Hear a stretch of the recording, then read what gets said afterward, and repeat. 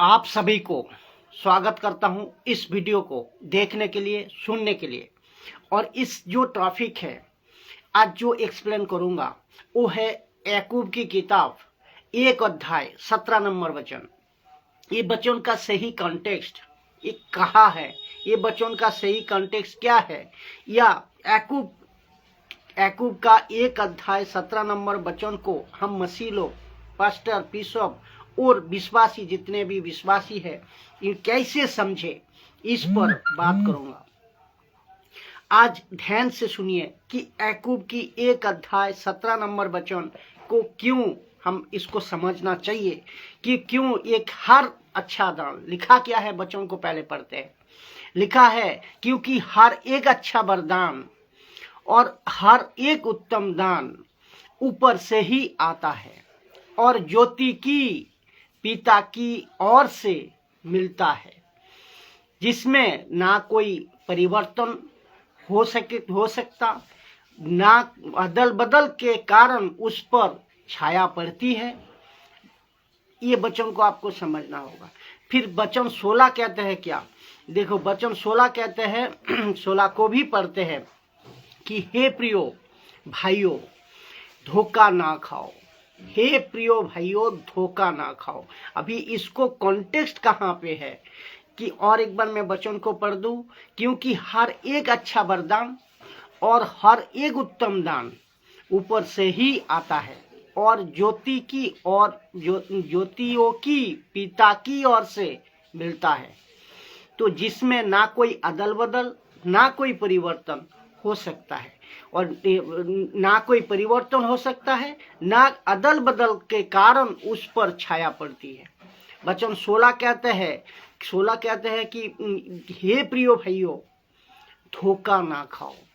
तो अभी इसको कॉन्टेक्स्ट कहाँ है, ये ऊपर से आना पड़ेगा, ऊपर से देखना पड़ेगा। आते हैं उसका कॉन्टेक्स्ट यहाँ पर है कि पाप है। पाप किस लिए, अभिलाषा है तो पाप है, प्रलोभन है, और उसके बदल उसमें बाद में क्या होता, उसका परिणाम जो होता है वो मृत्यु पाता है। ये आप पढ़े होंगे। तो इसको लिखने वाला याकूब दो तरह के ग्रुप को, मिनिस्ट्री का दो तरह ग्रुप के मेंशन किया है। एक मेंशन किया है, एक है विश्वासी, दूसरा है अविश्वासी। तो विश्वासी भी दो प्रकार का, विश्वासी में भी दो प्रकार का ग्रुप है। एक ऐसा है जो केवल वचन को सुनता है लेकिन वचन को ले को चलता नहीं है। ऐसे लोग भी है जो पक्षपाती करता है।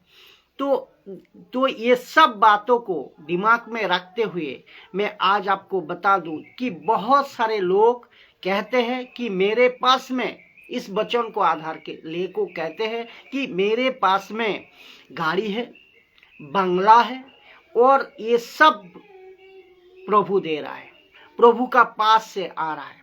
तो और इसको कहकर वो कहते हैं कि ये सब प्रभु की ओर से है। इसलिए मैं हमेशा कहता हूं कि एक वचन को उठाकर किसी भी प्रकार सिद्धांत, किसी भी प्रकार डॉक्ट्रिन नहीं बनती नहीं बनती है। तो परमेश्वर अपने सेवकों को अगर ब्लेस करता है, प्रभु की स्तुति हो। मुझे कोई व्यक्तिगत तौर पे किसी प्रभु के दास पर किसी प्रकार की आपत्ति नहीं है। अगर उसके पास में बड़े बड़े बंगले हैं, प्रभु की स्तुति हो। उसके पास में लाखों रुपया बैंक में पड़े हैं, प्रभु की स्तुति हो।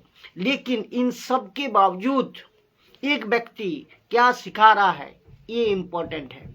क्या सिखा रहा है कि देखो मेरे पास बंगला है, मेरे पास गाड़ी है, मेरे पास प्रॉपर्टी है और इतने गाड़ी है, ये कहते हैं कि ये तुमको भी ऐसा होना होगा।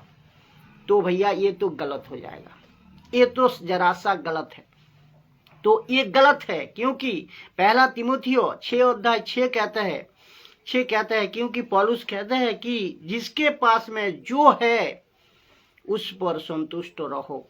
उसका मतलब क्या है आपके पास गाड़ी है, बंगला है, पैसा है, लेकिन जिसके पास नहीं है उसका क्या, उसका क्या, तो पहला तिमुथियो 6 अध्याय कहते हैं कि संतोष से ही भक्ति की बड़ी कमाई है। संतोष से ही भक्ति की बड़ी कमाई है, क्योंकि ना हम जगत में कुछ लाए हैं, ना हम कुछ ले जा सकते हैं।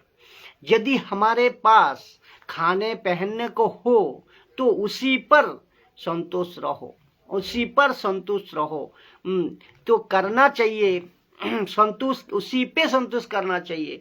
तो पर जो धोनी होना चाहता है, पर दूसरी लाइन कहता है, पर जो धोनी होना चाहता है वो ऐसे ही परीक्षा और फंदे और बहुत हानिकारक लालसाओं में फंसते हैं, और वो मनुष्य को बिगाड़ देती है और विनाश के समुद्र में डुबा देती है। तो ये वचन को आपको समझना होगा। तो ये लिखा है, जो है उसी पे आप संतुष्ट रहो। एक वचन को लेकर याकूब 1 अध्याय 17 नंबर वचन, इसको लेकर हर एक अच्छी चीज ऊपर से आती है।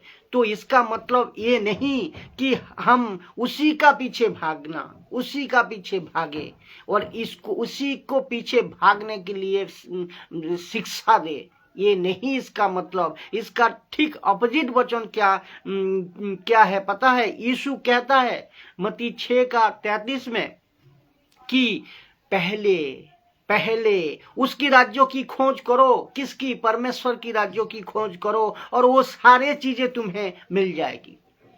तो टोटल बाइबल का एक मैसेज है, और ये है कि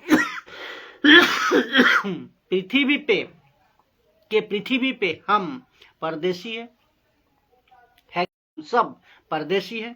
और इस पृथ्वी पे जब परदेशी है हम, तो परदेशी क्या करता है? पूरा घर उठाकर नहीं चलता। तो आप जब कहीं जाते हो घूमने टूर में, तो क्या करते हो? आप पूरा घर नहीं ले जाते हो, 2 झोला 2 बैग लेते हो।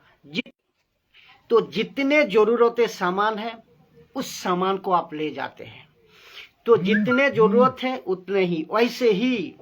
वैसे ही पत्रस अपनी पत्री में लिखता है कि कहते हैं कि पृथ्वी पे हम परदेशी हैं।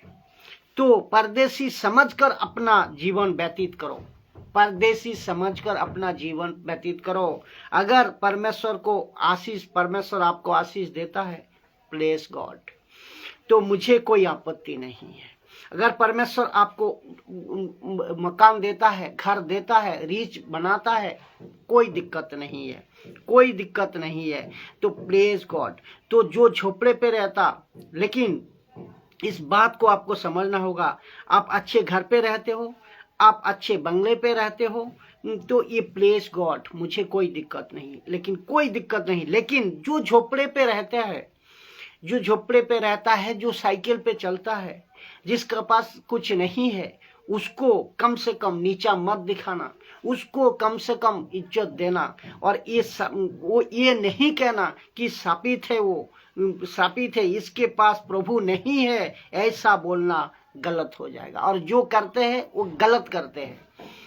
तो आशीष की जो डेफिनेशन है, इसको आपको समझना होगा। आशीष की परिभाषा, डेफिनेशन का मतलब परिभाषा, what is the definition of blessing. तो ध्यान से सुनिए। एक व्यक्ति जिसका पास गाड़ी, बंगला, प्रॉपर्टी, बैंक बैलेंस और हेल्थ, सारी चीजें है, कोई आपत्ति नहीं है, लेकिन उसकी जीवन कैसा है, वो खुद कैसे जीवन जीता है। अगर वो सब कुछ कर पाप का जीवन जी रहा है, वो सब कुछ रखकर अगर वो प्रभु का काम नहीं कर रहा है, डिसिप्लिन नहीं कर रहा है, चर्च प्लांटिंग नहीं कर रहा है, और वो वचन को प्रचार नहीं कर रहा है, इस आशीष को कहा जाता है सांसारिक आशीष। अगर जो नहीं कर रहा है सब कुछ रहते हुए भी, तो इसको कहा जाएगा सांसारिक आशीष, प्रभु की आशीष नहीं है ये। तो तुमको और आपको समझना होगा कि आशीष की परिभाषा ये नहीं कि आप बंगले में रहते हैं तो देखो प्रभु का दास भी बंगले में रहता है, ये नहीं कह सकते हो। प्रभु का दास वो भी है जो कच्चा मकान पे रहता है। प्रभु का दास वो भी है जो झोपड़े पे रहता है। प्रभु का दास वो भी है जो साइकिल पे चलते हैं, वचन सुनाते हैं, सुसमाचार फैलाते हैं। प्रभु का दास वो भी है जो रोज कमाई करते हैं, खाते हैं और अपना काम करते हैं। प्रभु का वचन को गांव गांव, गली गली, शहर में, यूट्यूब, फेसबुक, जहां कहीं से भी प्रचार करते हैं, वो भी प्रभु का दास है। तो ऐसा किसी प्रकार प्रीचिंग को अगर कोई दे रहा हो, अगर कोई करता हो, तो किसी टोटल गलत हो जाएगा वो, कि सांसारिक